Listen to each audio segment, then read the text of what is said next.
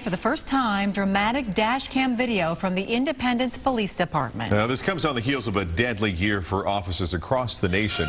Beth Vaughn is here to explain now. Beth? Independence police say criminals no longer want to commit a crime and get away with it. Instead, they want to pursue cops. We want to warn you, though, some of the video we're about to show is disturbing.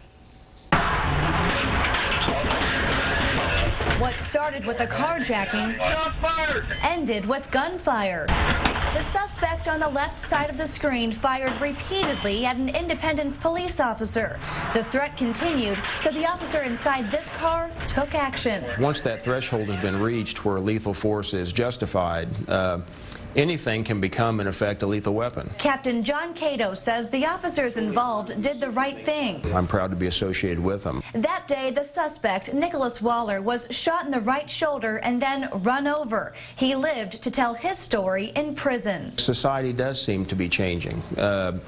In scenarios where the suspect would attempt to flee, that being their primary goal to get away, now they seem oftentimes much more anxious to actively engage and even pursue. Cato says the department chose to release this graphic video so the public can understand the level of violence officers face every day. They all have families at home. They're people just like you and me. People who've chosen to serve and sacrifice.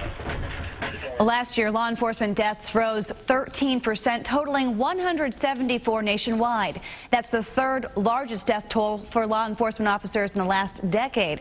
Death by gunfire accounted for 68 of those deaths in 2011. Beth Vaughn, NBC Action News.